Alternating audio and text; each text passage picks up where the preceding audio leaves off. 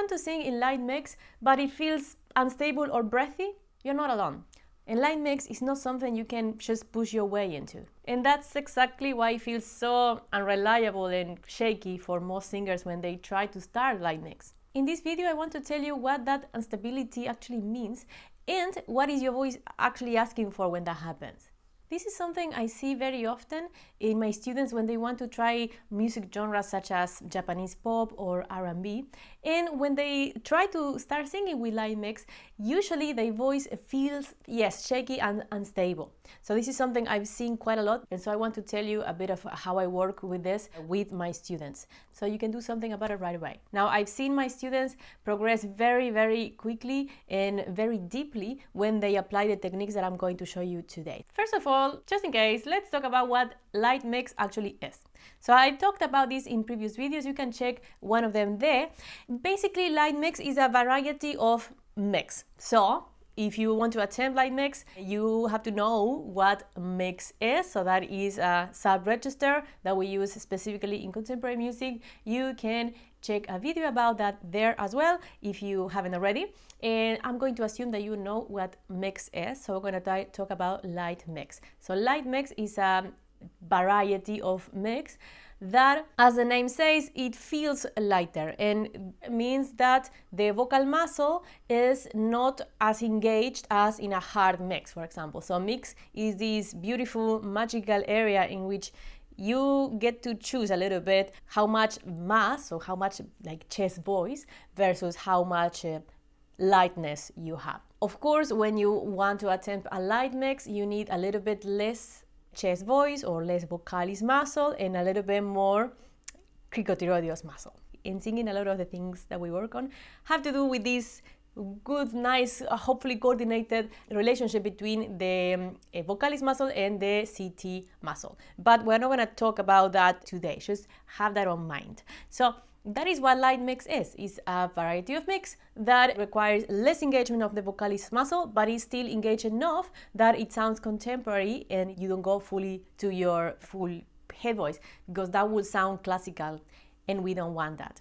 So I'm just going to do a little demonstration just to make sure that we know what we're talking about. So if I was going to sing a scale switching to my head voice, it will sound like this.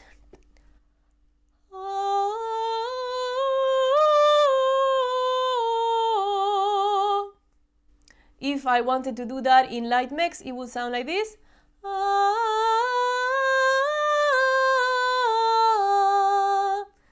Something like that. Of course, there are many varieties of mix, but that is a light mix.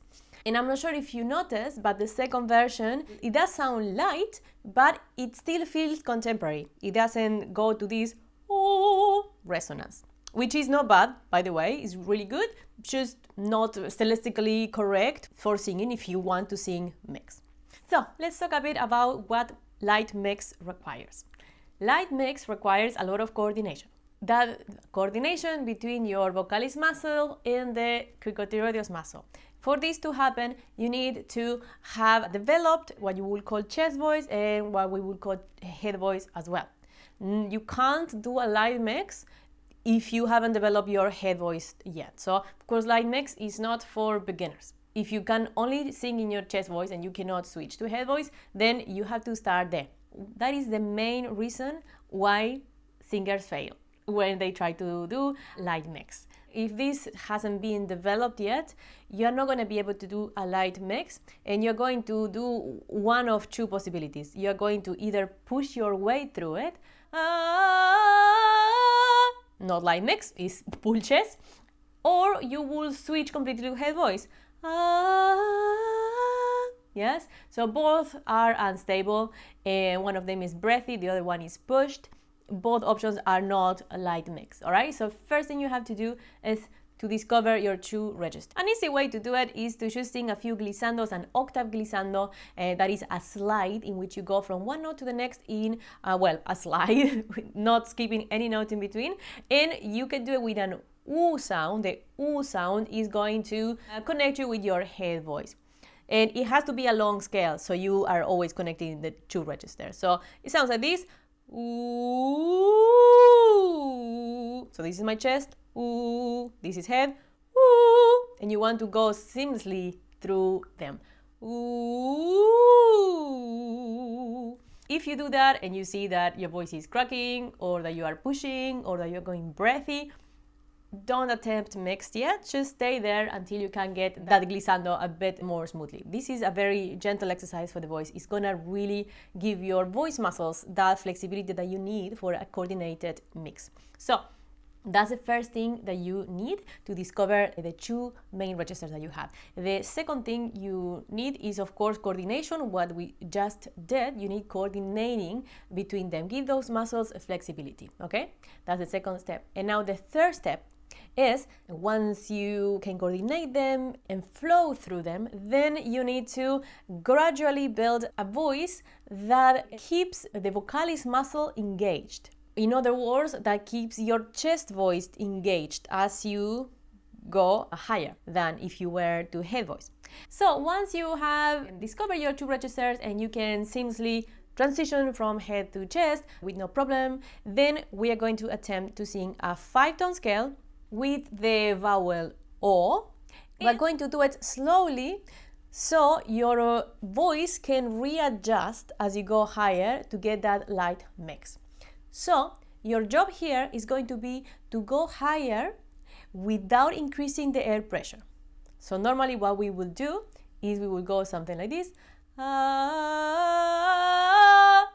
Yeah. As soon as you feel that you are pressing a bit, you stop, breathe again, and continue. Okay, it's slow, but if you do it slow, the results are fast. So we do that together. We start here. Oh. Oh,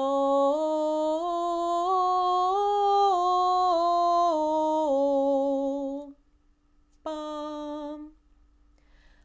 Oh. We didn't go too high this time. We could have gone much higher. We only did the first few notes of mixed that you have if you have a female voice. And the reason for this is that if you want to build coordination of mix, you can't just start with the whole range of mix. We start with the first 1-2 semitones and we go from there.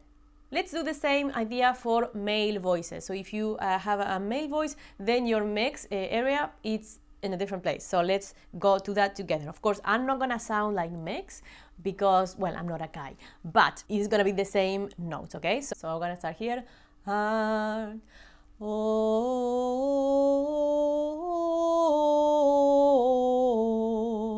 that's what you do. And remember, breathe in between. So I'm demonstrating now, but you can stop the video and do it on your own. And whenever you feel that you are going to press, you stop, you breathe in, you continue. Bum. Oh. Oh. So this stopping and resetting the breath really helps you to manage the coordination. So don't worry about you not being able to sing songs yet. Before we apply mix to the songs, we have to build the coordination in the muscles.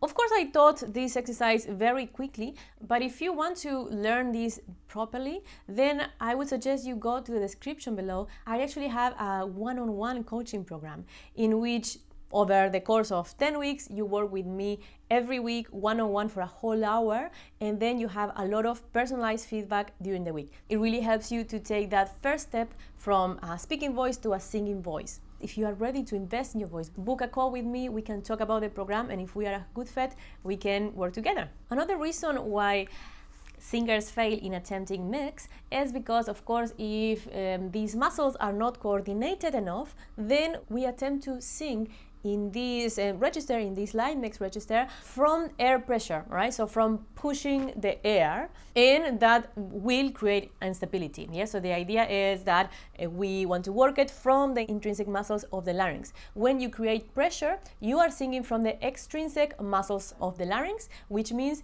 you are singing and there is a lot of muscles getting in the way of singing.